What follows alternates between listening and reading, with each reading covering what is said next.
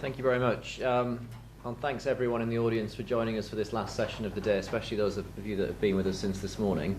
It's quite a long day, but we do have drinks arranged after this, if you can stay with us, and there is alcohol on offer to take the edge off things if needed.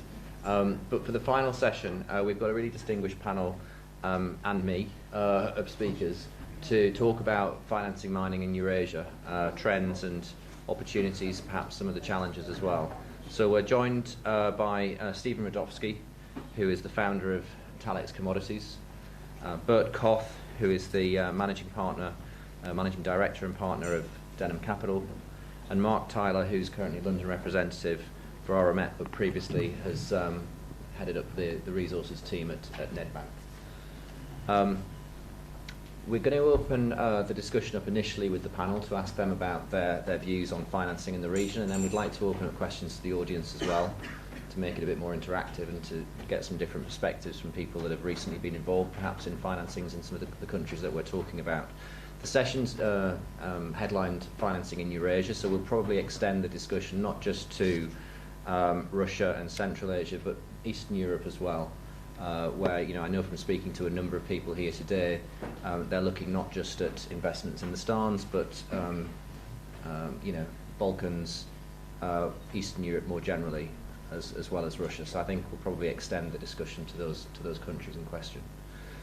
So if I could maybe just start by asking the panel their views on the general appetite from a Western investment perspective to finance projects and invest in projects in this region, and what challenges might remain with carrying out those types of financings, and how they compare the financing market at the moment for these types of projects to where it was a few years ago. Would you like to start, Stephen? Okay. Good afternoon. Thank you, Ian. Some of the challenges, and I'm looking back at my career where I started in the 80s working in the former Soviet Union, which was the Soviet Union back then, and became Russia and the other republics. It was very easy to transact in those days, and there were the issues of compliance and country risk really just were not there, and the banks were willing and able to provide very cheap finance for all of us to invest, if you could use that word back then. In the sort of fast forward to where we are today, it's a much more onerous challenge to deploy capital in the region, especially Russia for all sorts of reasons, and also the other contiguous countries or the former countries of the former Soviet Union. So, for example, when I put together projects and sort of sell-side cap raising. When I put together a project in Latin America, virtually 100% of the people I target come back and request more information, and there's a process. When I push projects from that region, it's much more of an uphill struggle. So that, I think, is an indicator, a barometer on the challenges of if many of my investors just really are very hesitant to deploy any capital, whether that's equity or debt. I think that's indicative, and where you spend your time, your effort, your as an intermediary like Talex Commodities. Even when I invest my own cash, it's just much easier to deploy the capital. And the investments are effectively more liquid in order to originate and to exit. So just very quickly, in sum, it's an area where I have intense interest. I'd love to get much more involved and do more projects in that region, but I find it a challenge to actually get some traction amongst my investors to do so. Thank you very much. Well, let me just bring the perspective of actually an investor, so maybe a large mining focused on private equity firm. Now, I would like to make, first of all, a very, very generic comment that is not country or regionally specific at all. In the mining industry today, there's a massive global capital contraction going on. On the public markets, as well as in the private market. So with the end of the super cycle, the mining industry lost between 700 and 800 billion US dollars. So that's roughly the same economic damage as the mortgage-backed security crisis in 2008. So first of all, as a result of this catastrophic capital loss, very large pools of capital around the world are just no longer interested in assuming actually the risks that come with the metals and mining industry. So that's one generic comment. The second comment that I want to make is that today we also see globally quite an ideological retreat from providing capital to the extractive industry, with the rise of ESG policies, CO2 emissions, global warming, etc., etc. So we estimate that this ideological retreat of capital from the extractive industries globally is about 30% of all capital out there, and that capital is not going to come back even if the macroeconomic climate becomes more favorable again. Then you take a look at the specialized fund management space. It's probably fair to say that half of all mining specialized fund managers out there themselves have suffered very material and in many cases irreparable portfolio losses. So as a result of that, also the private pools of capital that are actually willing to invest material amounts of money in mining, especially in the entrepreneurial metals and mining space, that amount of money has also shrunk significantly. So I would say globally, right here, right now, today, and provide the perspective as a private equity fund manager, there's probably less than 5 or 6 billion US dollars of dry powder of metals and mining private equity left globally that can still be deployed. That's almost nothing when actually taking into account that metals and mining global is a $2.5 trillion US dollar industry. In US oil and gas private equity alone, you have $100 billion US dollar capital that sits out there, and that's only for oil and gas in the US. In metals and mining globally, you have less than 6 billion, probably less than 5 billion US dollars of dry powder in the metals and mining private equity world. So, what this means is that the limited capital that is in the room today allocates itself ruthlessly efficiently. So the capital only flows to the very easiest, most logical, most de-risked opportunities that are out there. And any layer of complexity, whether it's a country risk, if it's a complicated legal system, if there's a concern that well-connected local business groups might conspire with the government to relieve people of their assets, anything of that will not get funded. Now, and it almost doesn't matter if it's reality or perception, and that goes back, and I actually agree with your comments here. There is very limited willingness from very large private Western investors to invest in the FSU and in Eastern Europe. If for the reasons discussed, because there's the perception that there's actually kind of much more government interference than, for example, if you own a mining asset in Canada, Australia, the US, or in Chile, right? When you have, for example, you own a mine in Australia or in Canada or in Chile, you can sell it to whoever you want.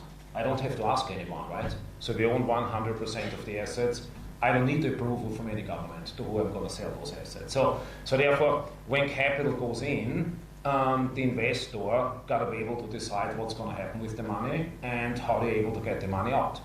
And if a country has the reputation that this is not the case, then especially in the current environment, money is not going to flow.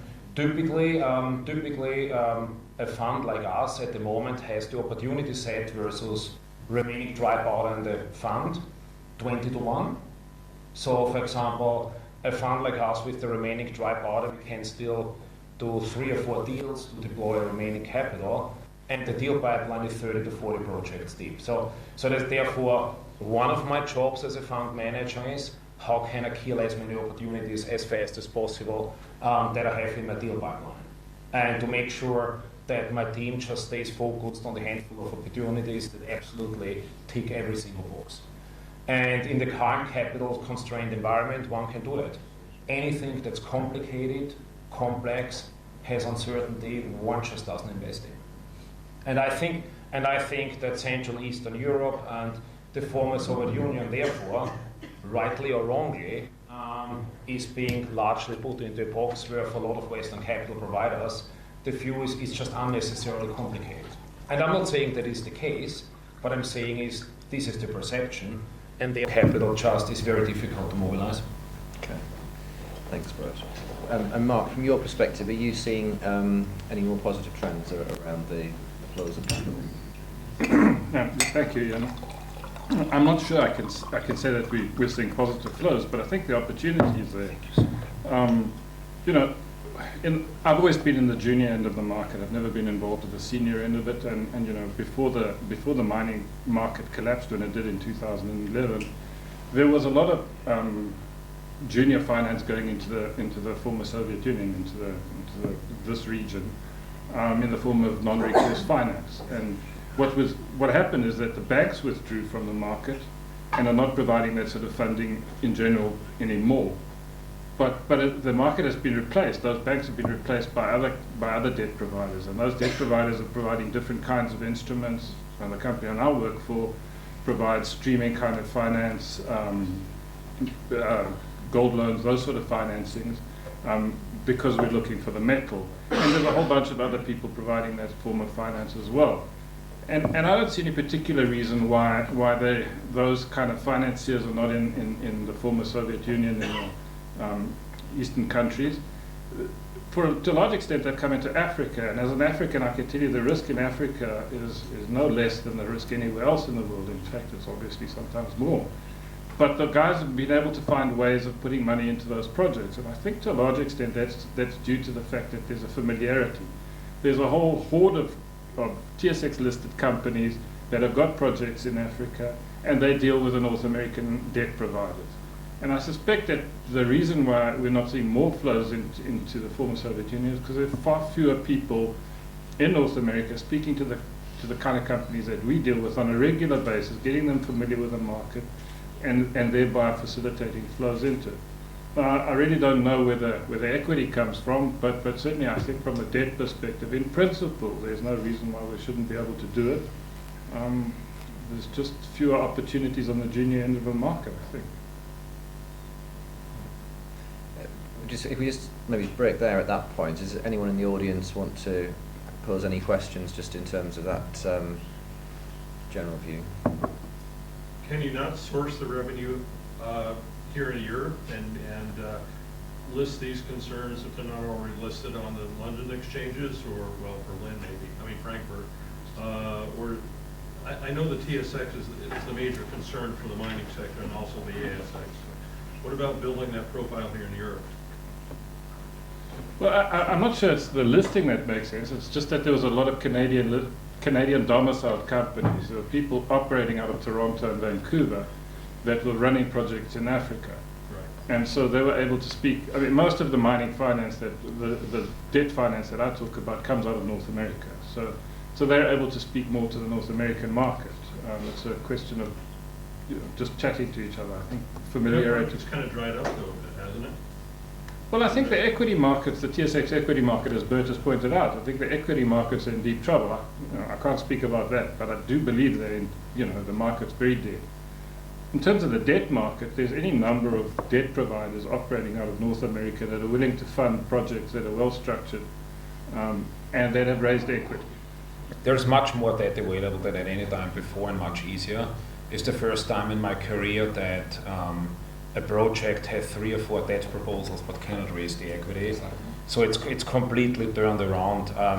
And I mean, of course, there's an issue with that a lot of the debt that's out there today expects almost equity-like returns, which then in turn makes it impossible for the equity to come in, right? Because if a debt fund runs around with term sheets that have a 20 to 25% R, these are de facto equity returns. So then when the equity provider looks at the capital structure and is like, okay, how I'm going to slice up that cake?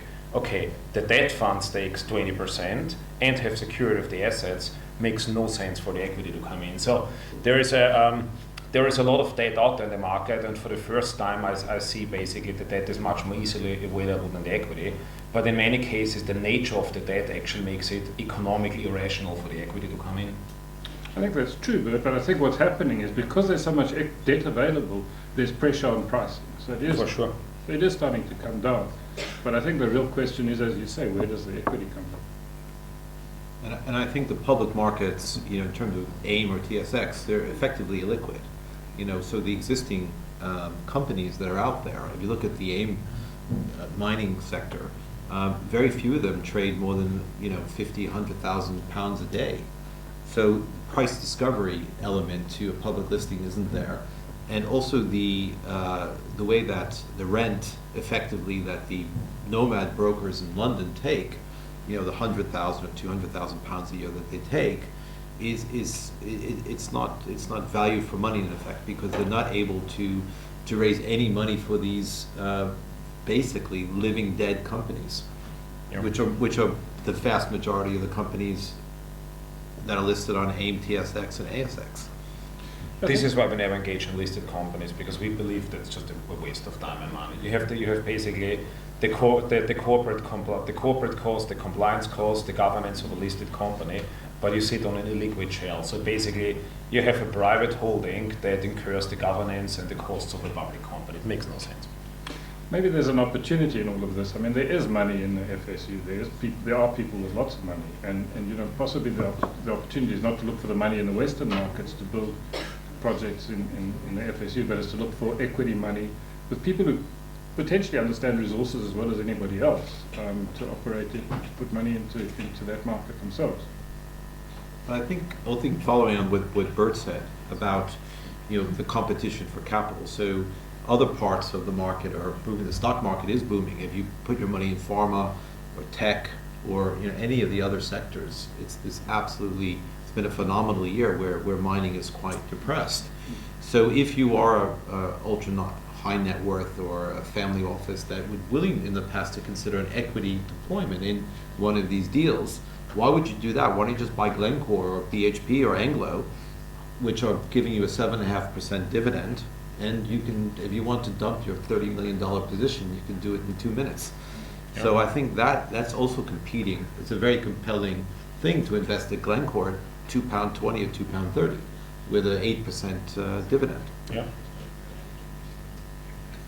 Well, Jocelyn, do you think it will change? I mean, I remember back in the early 2000s, I was promoting a gold mining company in Russia, became Trans-Siberian Gold. It was quite successful.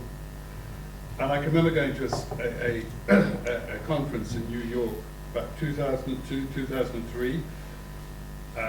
There was somebody speaking about, actually, he's the guy who finally fell out with Russia. I just can't remember his name. You all know who I'm talking about. Bill Browder? Yeah, Browder was talking. The place was crowded.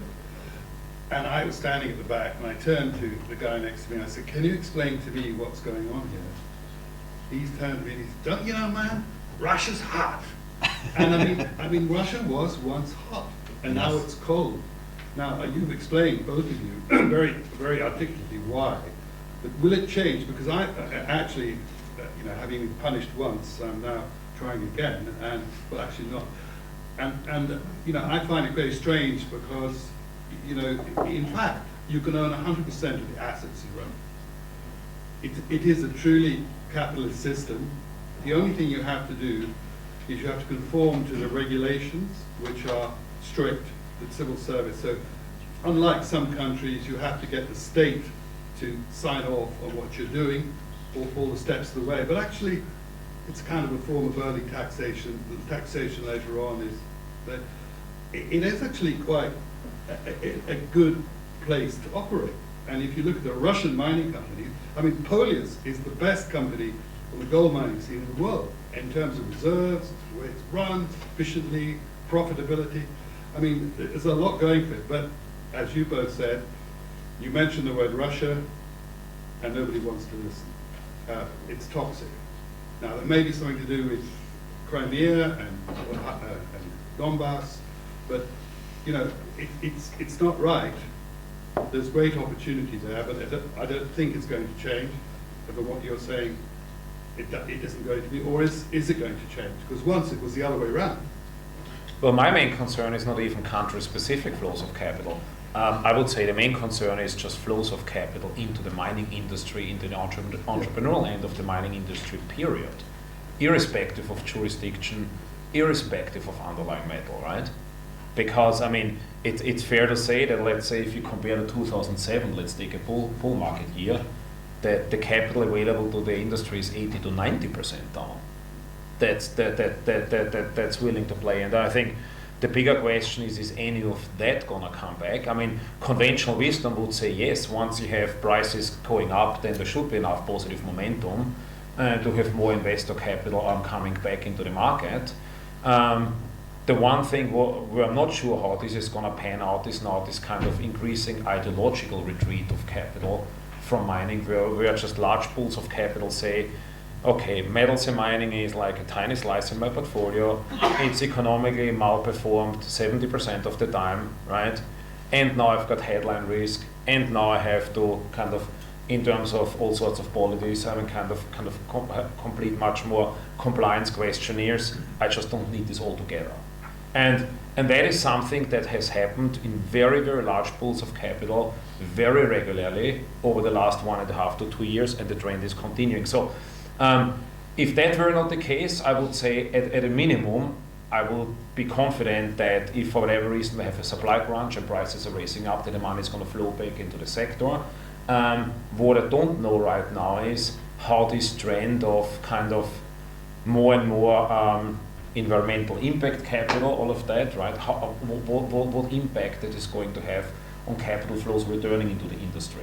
I mean, one thing as a side remark, the mining industry clearly needs to do a much better job in explaining itself to the public, because and everybody in this room knows that you can run a mine with extremely high environmental standards, such with lots of positive impacts on the communities, right?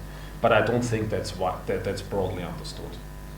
But I don't have the answer to your question. I mean, people always say for a private equity fund manager, it's great if the public markets are depressed because that means we have a low entry point. Yes, that's correct. But on the other hand, we need the exit environment, right?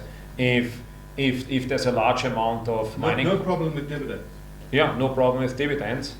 But if the exit environment is compromised because a lot of mining companies cannot afford acquisitions, or if the overall industry valuation levels are compromised because of low liquidity, that also becomes ultimately a problem for a private equity firm, because we make our money ultimately by selling the businesses that we grow. So it's a double-edged sword. Yeah, on the entry environment, it's great if the market is in a depressed state, but on the exit, it's not great. I don't have the answer to your question, sorry. Ros. Yes, I guess partly I want to echo what you're saying. Being at Mines and Money the last few days, I talked to several private equity funds who are struggling to raise new funds for mining. And also you have the problem with debt investors, as you say, moving away because of the risks. So I'm wondering what the role of DFIs and government is in this. We look at Kazakhstan, who gave the presentation before, and their sovereign wealth fund has made the decision to de-risk projects by funding exploration and feasibility studies. EBRD do the same. Is that the way to get the mining industry going again? Or do we just kill off all the juniors and rely on the majors to start up exploration again? Look, Rosamund, I was at the one-to-one the week before the Mines and Money, and my impression was there was a lot happening. We were given more than one debt opportunity to look at, and people seem to have scraped together enough money to have at least completed the feasibility studies and stand at a position now where they can go forward. And I guess people like the DFIs, EBRD, and those sort of people who provide the debt funding, they add to the pressure on pricing in the debt market, which is good. It's going to reduce the cost of debt. But you will require people like the Kazakh Sovereign Wealth Fund to put the equity in if things need to get done. But yeah. Just following on what Mark, I just know, Mark, I think your fund in Auramet is mostly focused on precious metals, correct? Yes. And mostly focused on debt. Absolutely. So it's a very specific niche, right? So I think if you broaden out a bit and you go into base metals or steel making more materials, the issues of getting equity to support the debt in those deals is extremely onerous. It's just very difficult. If you start talking chrome, manganese, silicon, you know, the classic things that I used to do, which were very easy to do 20, 30 years ago, it's almost impossible to do. And then you add jurisdictional risk, you add things like in certain jurisdictions have politically exposed persons, you have all the various money laundering, you add layers of complexity like Bert is saying, and you move out into bulk commodities, it just becomes almost, it's an impossible task. So coming back to your question, Ross, you know, the role might be is there might be certain incentives, like in the UK, there's certain companies which will provide goods which might sort of improve the economics of the deal. So that's the only thought I have on that. But anyway. Yeah. There was at least 3 presentations at Mines and Money this week that I saw, so probably more than that, that talked about a fundamental supply deficit in copper, zinc, I think it was the lead as well. One of them quoted Talex Commodities Group that had produced numbers, so some of those presumably reliable. So a fundamental supply deficit in, say, copper or lead or zinc, you know, presumably translates into a price trend. If that happens, do you think that changes the picture for funding, makes the equity more friendly towards projects? That's the multi-billion-dollar question, isn't it? In the past, it definitely did. Yeah. In previous equity market cycles, will it do this time around? Maybe. I mean, look, there will undoubtedly be additional investor capital inflow into that sector if you have these price increases, right? That will uplift the sector to some degree, right? But is it going to uplift the sector sufficiently that really a large amount of development capital, for example, gets mobilized, right? The answer to that question, I don't have, and that I think nobody can claim to have, right? Because there's a bunch of variables out there today that are fundamentally different to previous equity market cycles. But one thing is for sure, there's so little getting funded today in terms of new supply, right? That at some stage there has to be a massive supply response, right? A massive price response because of undersupply in a lot of critical commodities, like especially in copper, for example, right?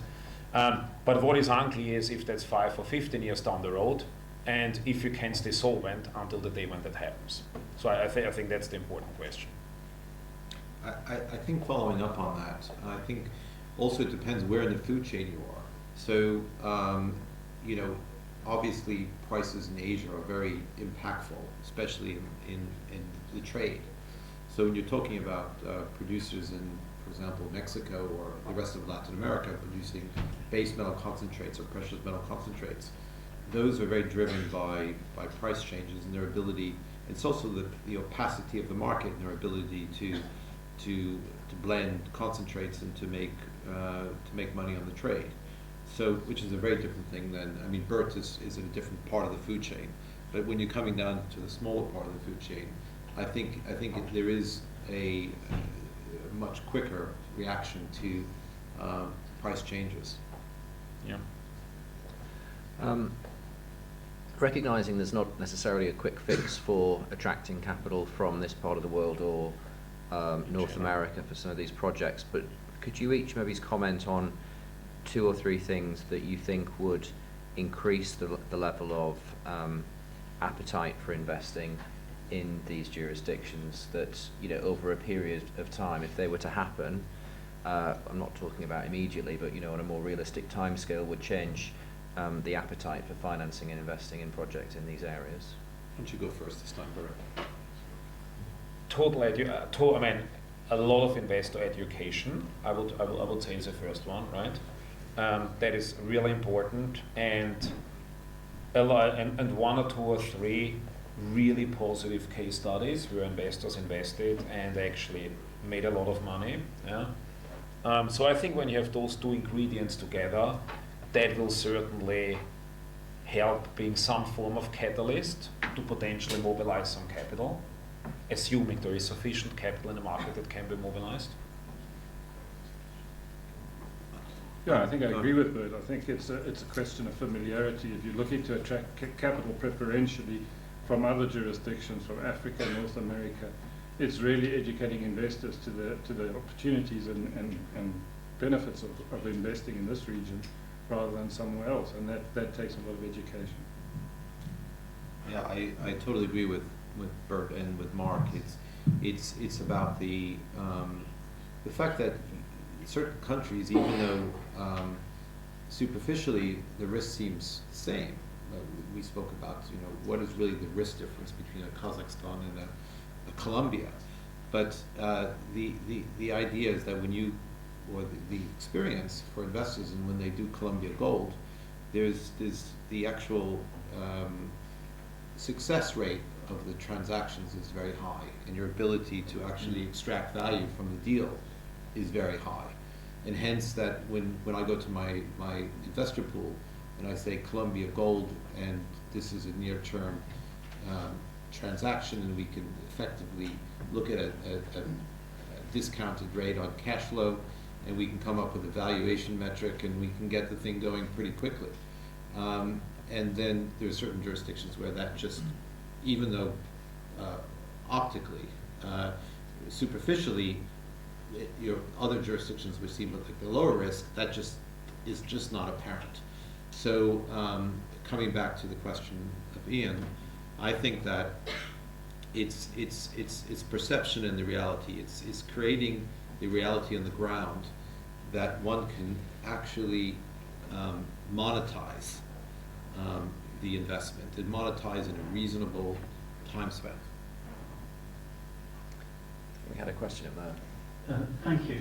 I wonder if I could ask the panelists a question that relates not only to the financing in Eurasia, which is the main subject, but it's been expanding into a more global context. And I think we generally accept that the growth in China and India is probably going to be a significant factor in the increase in demand for the base metals that were alluded to just a couple of minutes ago. So the question is, to what extent is the financing out of more, say, Western-orientated sources going to support that growth, or is it going to come from China and India itself? Because they have a fairly aggressive approach towards sourcing of raw materials, and that is certainly expanding in various regions and in Eurasia as well. I think that's an excellent question.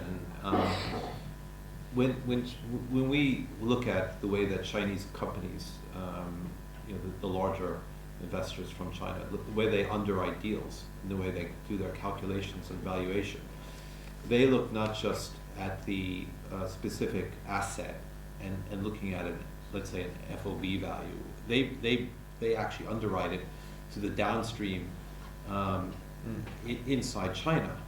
So how do you really compete against that when they're looking not just in the extraction of, let's say, the base metal, the precious metal, and then looking at the concentrate? That's where the underwriting for the Western company or Western fund will stop, where the Chinese just go on and they're the downstream and making it into an actual product. So, and also the way they look at risk, the way they look at EPC contracts, the way they look at everything, they look at country risk, colonization of Africa effectively or de facto.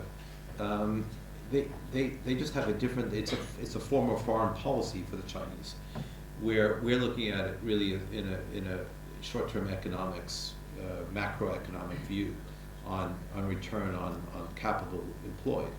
So the question, yes, in terms of the Chinese, it is a form of foreign policy. I think the Indians are very different from that. But yes, in terms of the Chinese, that's spot on. Totally agree. Just want to add to that one trend that we have started to see recently over the last 12 months, and we're always in the market dealing with mainland Chinese companies, selling them assets and so on. So, is that over the last 12 months in particular, we have seen that for Chinese companies it is much more possible to get the capital out of China for acquisitions and large mining investments. we are absolutely aware of acquisitions that have fallen over at the last minute, simply because they couldn't get the money out of China. We are aware of projects that mainland Chinese companies have acquired and want to develop, but where they can no longer move the development capital out of China. We are not sure what the reason is for that. Maybe that the cases that we are aware of have their own specificity, where for whatever idiosyncratic reasons they cannot move the money. But we see this over the last 12 months much more frequently than before, that companies, for actually strategically very logical acquisitions and mining investments, ultimately, sometimes to the surprise of those companies themselves, are not able to move the money out of China to actually make those investments. And I don't know, we do not know if this is a trend or these are just a bunch of coincidental situations, but it's something that in our presence in the industry, in the investment industry, where we grow many businesses with a view to exit them, something that we have increasingly observed over the last 12 months. I mean, on the junior end of the market, we've also seen a lot of Chinese companies, you know, that are developing assets rather than buying, struggling with those developments in strange jurisdictions, and coming, not getting the development that they were looking for and stopping. Okay. And we've probably got time for maybe one or two more questions from the audience before we finish with drinks. Does anyone else have anything for any of the speakers? I have. Can each of you please tell me what project would be you most excited to invest in? In Eurasia? Anywhere in the Yeah, world? in Eurasia. Not particular project, but not real, but what is your imaginary dream? What do you want to invest in? Well, we don't have any projects in Eurasia in our books. I can tell you what are the two most exciting ones that we've done. We acquired Australia's third largest metallurgical coal reserves for approximately an 80-90% discount of historic capital spent, and moving those up to production. And we own the world's highest grade tin mine, for example, in the DRC. That's running at the moment at 6% head grade, so that's approximately 30% copper head grade equivalent. So these are two that get me particularly excited in our portfolio. But there's lots of stuff that we also have our scars on our back, because mining is a very risky industry. A lot of stuff is actually not working out as one wants. One has to appreciate that. But my dream project is low on the cost curve, 2 years away from production, already permitted. That's what everybody wants. I don't think I'm going to tell anybody anything new here. So. I guess, you know, we'd like a palladium project that looked like that as well, because we can trade palladium. But it's the same reason, same thing. I think just to continue with Bert's, is you have your box checking going on. You know, excellent management team, permitted jurisdiction, which has some ease to it. No community or First Nation issues. So what one wants is you want the deal to work, and you want to work with people you like to work with. So an effective management team that can actually do what they say they're going to do, execute. So, you know, I don't have any kind of fantasy project per se, but something where there's an ease in deployment of the capital and that things work. I mean, every project things go wrong, but it's the ability of the management team to actually, you know, persevere and make the whole thing happen. I'll do an unashamed plug now. One of the points that Bert mentioned was about improving investor education of the region. We've recently extended our mining legal database to cover Eurasia, so about 16 countries in Eastern Europe and Central Asia, which sets out how the mining laws work there, taxation, environment, local content requirements. So that information is available online.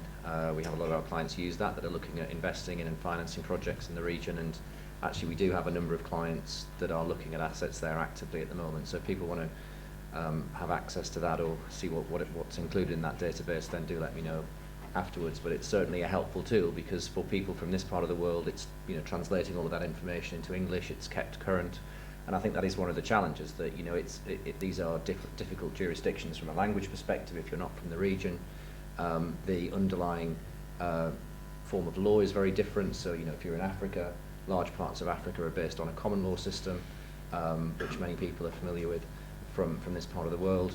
It's much easier from a language perspective, as if you're investing and financing assets in North America, Canada, Australia, if you're from that part of the world. So I do think language comes into it as well, and understanding of the underlying system. So hopefully that might be useful to people if they'd like to have a look. One final question from the audience, and then I think we'll finish for drinks. Do I wait for a microphone? Or Just speak loudly, it's up to you. Right behind you. Thank you. I've noticed a lot of, particularly Russian companies at the moment converting their resource and reserve declarations from GKZ to critical compliant for Western systems. I was just wondering what the panel's view was on the effect that technical de-risking like that has on investor perception. Well, I mean, for listed companies, NI 43101, right, or CHORC is basically a requirement, right? So that's certainly helpful, yeah. But in the current capital constrained environment, where the listed companies themselves that want to have code compliance can't create any liquidity for themselves, it's probably not going to make that much difference.